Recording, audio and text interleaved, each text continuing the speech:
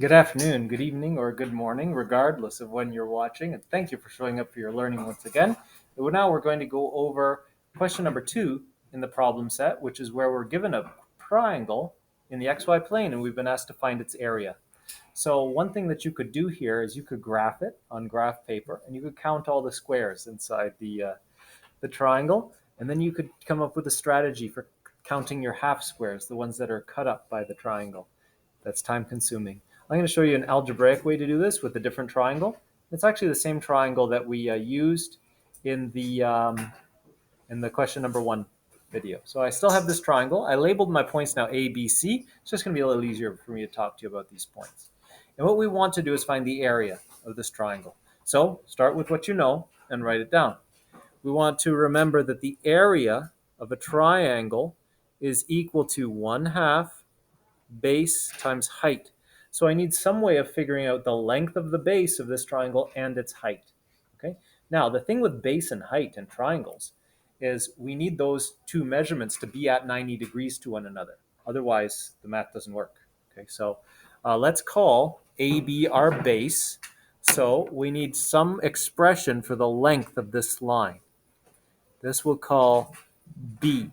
And then we need a height that comes out of this at 90 degrees and goes to that point. That would be our height, and that has to be 90 degrees. We're going to call that H, okay? So we're going to need to find the distance of C from this line and then calculate the length of that line with another thing. Let's calculate the length of that line first, because that we don't have to do hardly any doing. We just have to apply our distance formula.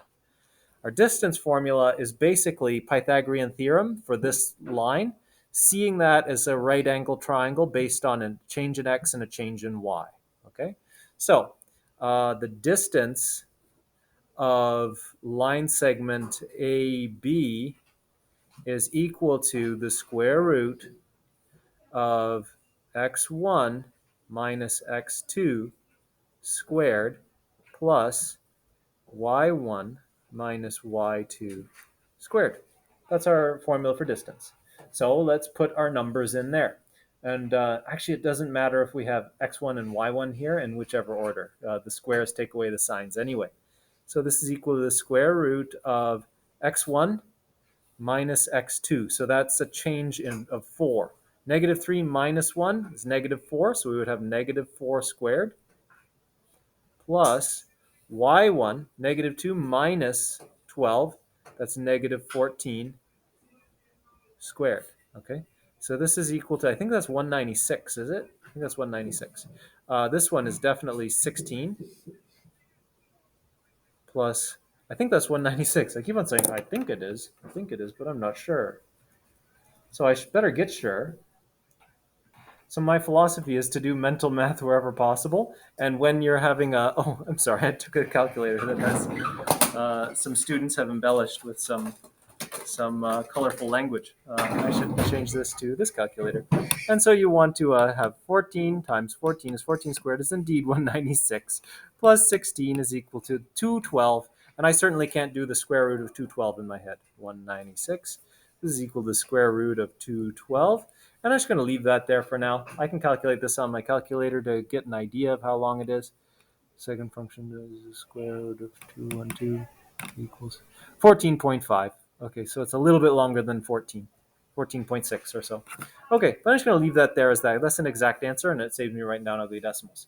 I now know my base, and I'm going to need that to feed into this formula here. But now I need to find the height. Okay, and to do that, I'm going to need to find the length of this line. But in order to do that, I need to find this point. I have a lot of doing that I need to do to find this height. Okay, and now what we're going to do is the same type of thing that you would do for question number 3, the shortest distance from a point to a line. All right. Now, first step is I need to find the equation of this line. I need this line's equation. Okay, so the equation of AB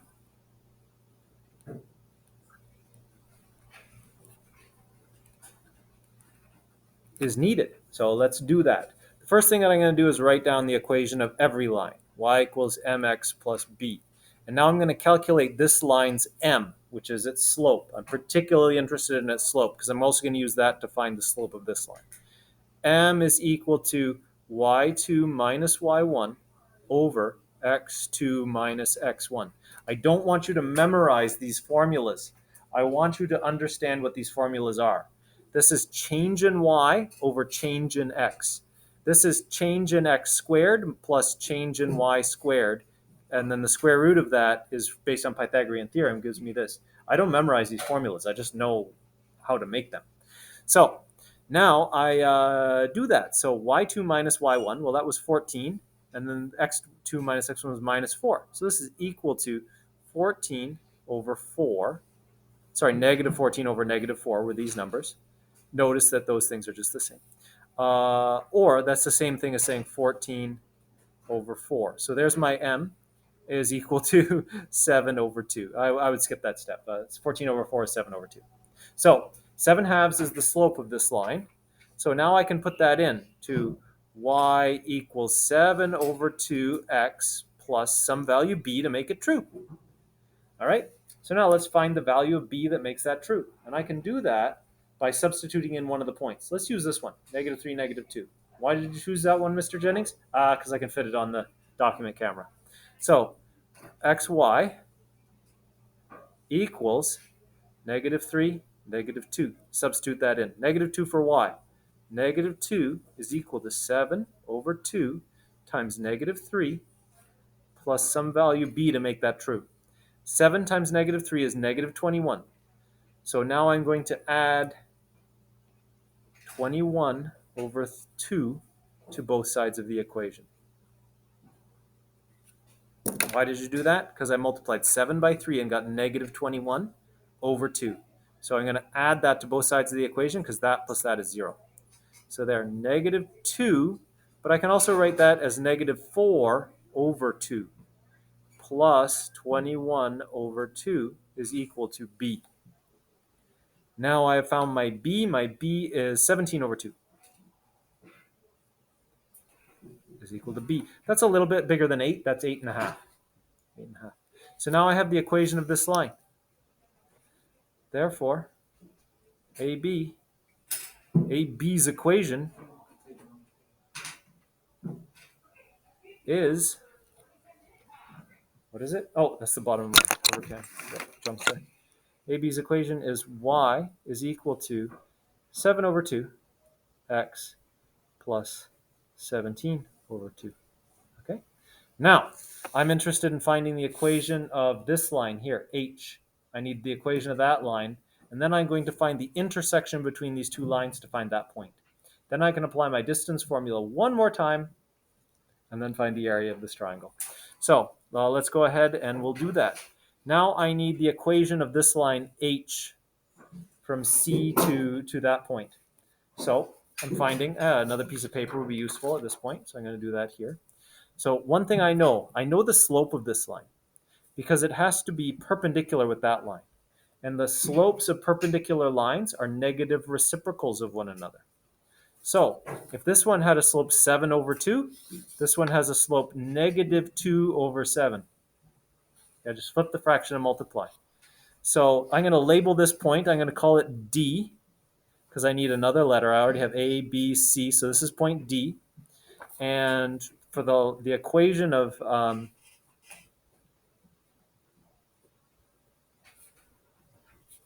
DC, that's what we're interested in now. It's going to be sum y equals mx plus b. I already know m because I know that this one's slope was 7 over 2. So I flip that fraction 2 over 7, and then I make it negative. The negative reciprocal is perpendicular. Why do we want perpendicular? Because we're doing base times height, and height is perpendicular to base. Otherwise, the formula don't work. So m is equal to y is equal to negative 2 over 7. I said that so many times, then I wrote down the wrong one. Negative 2 over 7x plus some b that makes it true. Now I can calculate b using this point C because I know this line goes through the point C, so 5, 8. So xy equals 5, 8. Substitute in. 8 is equal to negative 2 over 7 times 5 plus some value b to make that true. Evaluate. 8 is equal to negative 10 over 7 plus b. Add 10 over 7 to both sides. I can also see 8 as, I can rewrite 8 as, what is that, 54? 8 times 7? Yeah, it's 56. 56. So it's 56 over 7 plus 10 over 7, okay, is equal to b, because this plus that is 0, so it's just b on that side. So b is equal to 66 over 7. Cool. So now I have the equation of this line. The equation of this line is just up here.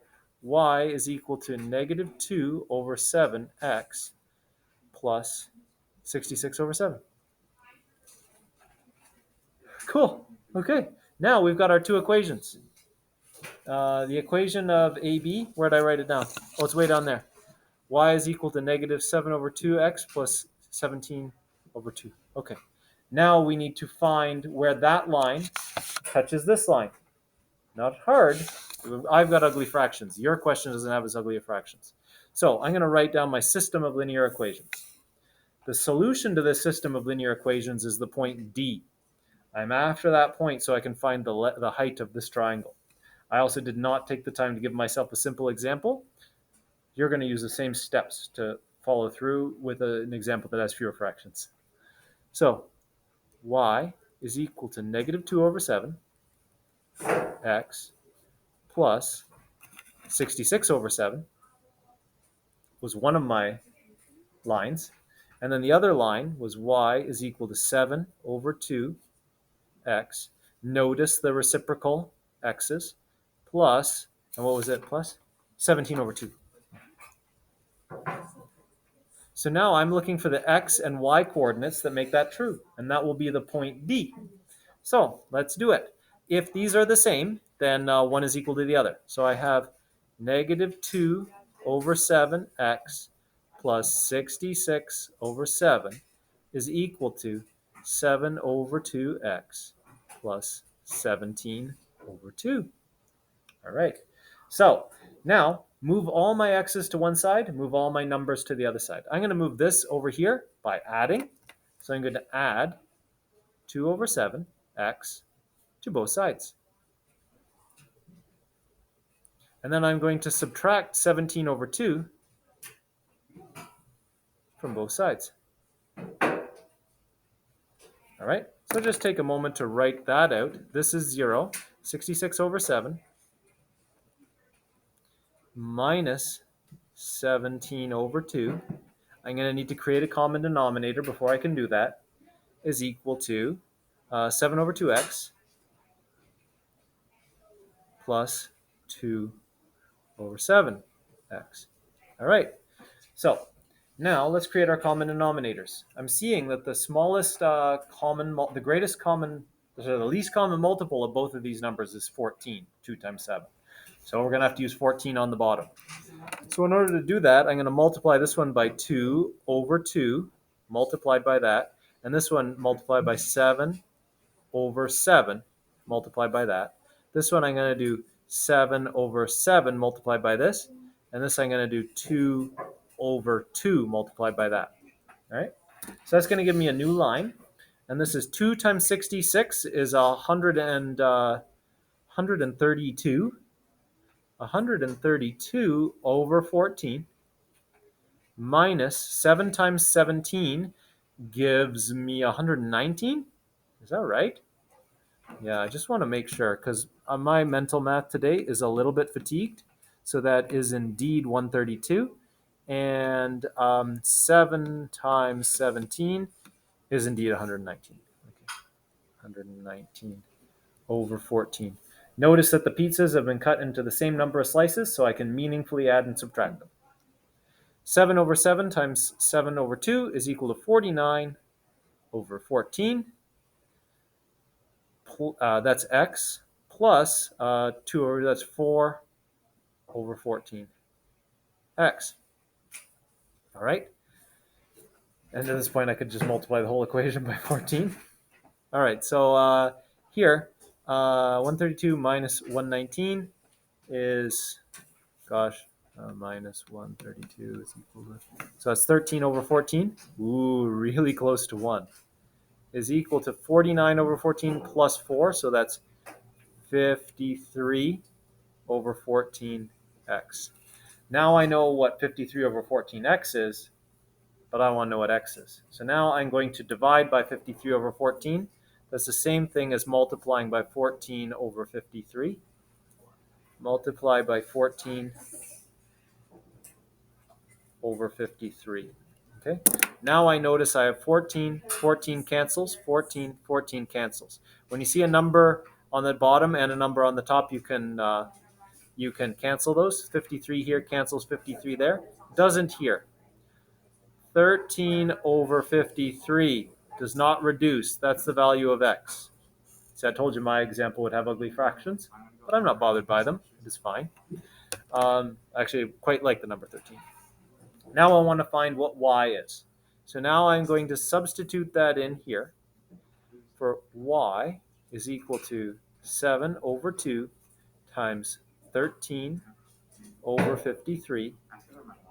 That's this equation here, y is equal to 7 over 2x plus 17 over 2.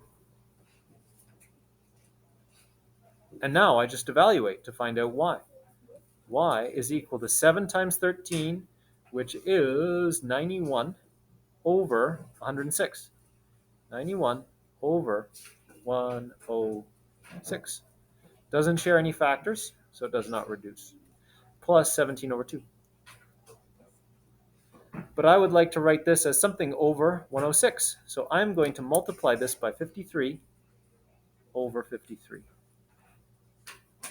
Where did I get that number? I noticed on the bottom I have 2 times 53 is 106. So here I create 2 times 53 on the bottom. I'm allowed to multiply by 53 over 53 because that's multiplying by 1. So let's do that. 17 times 53, 901. Isn't that beautiful? 91 plus 901. So cute. Over 106. Add these together. That would be 992 over 106. So they're both divisible by 2.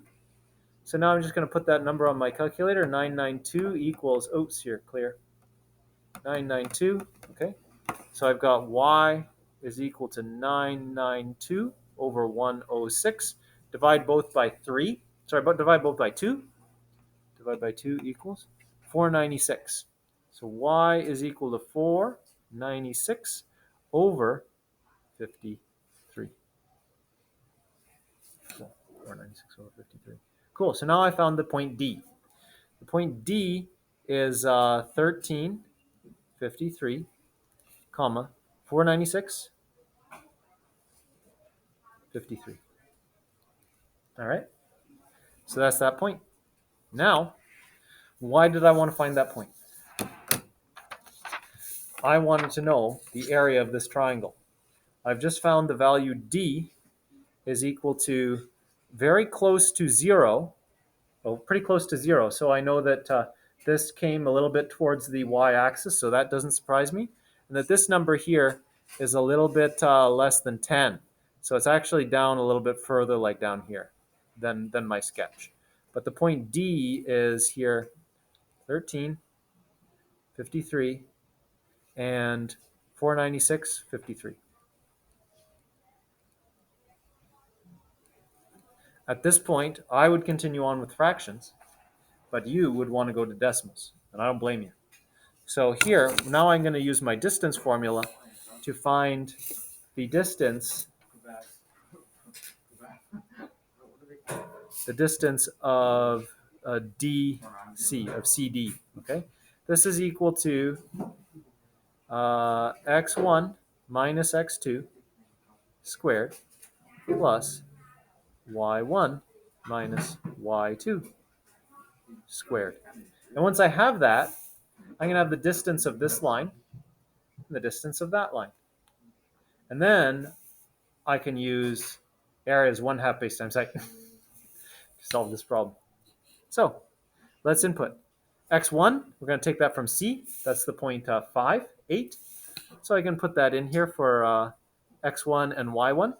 So x1 was 5, and that's squared, and that's y1 was 8 minus, and then y2.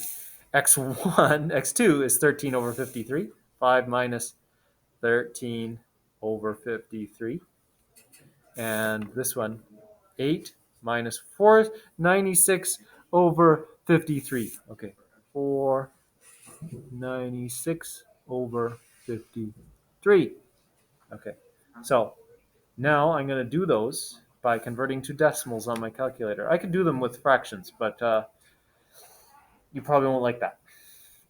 So here's what it looks like. Okay, I'm going to do 5. So clear. 5 minus 13 divided by 53 equals 4.754, blah, blah, blah. And then I want to square that, so I might as well square it now while I've got it on my calculator. Squared equals 22.6. So I'm going to keep one decimal place, and that's going to be lots. This is 22.6. I already squared it, so I don't need that square. Plus 8 minus that, so let's do that. 8 minus 496 divided by 53 equals negative 1.35. I got a negative, Mr. Jennings. That's no problem. It's supposed to be squared, Mr. Jennings. Right. Okay, so now I go second function squared equals 1.8. Okay, now it became positive. Cool. 1.84. So we'll call it, that's 1.8. We're only keeping one decimal place anyway, 1.8. Okay. Well, I'm going to add that anyway to 22.6 is equal to this. So I'm adding them together. And then I take the square root of that. So 22.4, second function, square root of answer equals 4.94. So all of that to find that this line is about 5 long. I appreciate all your patience. Okay, 4.94 long. So it's 4.9. That's approximate. This is an exact answer. This is an approximate answer. This was approximate up there. So now I have 4.9. And now what am I doing? Okay, I want 1/2 base times height. Base was the length b. This is the distance formula for AB. Okay, that's this number. That's this number here, the square root of 212. Let's do that on our calculator at this point, just to get an idea. Clear? Second function, square root 212 equals 14.6. So this was 14.6, okay, or so. And then we're going to multiply that by 4.9. At this point, we might want to circle these numbers because they're the important numbers that we're going to use in our formula. So now I'm going to copy it out again. The area of a triangle, and I'm going to put a box around this because this is the triumphant final step. The area of a triangle is equal to 1/2 base times height. This is equal to 1/2 times 14.6 times 4.9. Do that. 14.6 times 1 divided by 2. Oh, why did I do this? 0.5, okay? Equals that times 4.9 equals, there's our answer. This has an area of 35.7 approximate. There we go. Question done. Your question is easier. So here, therefore, the area of the triangle is 37.5. 35.7, sorry. Done. Done. So one more note about question 3. Question 3 asks you to find the distance between a line and a point. I just want to point out that we had to do that here to find the height of the triangle. And so you can follow the method in this video to do that type of question. Thank you very much for showing up for your learning. Any questions, definitely send me an email or meet me in class. Bye for now.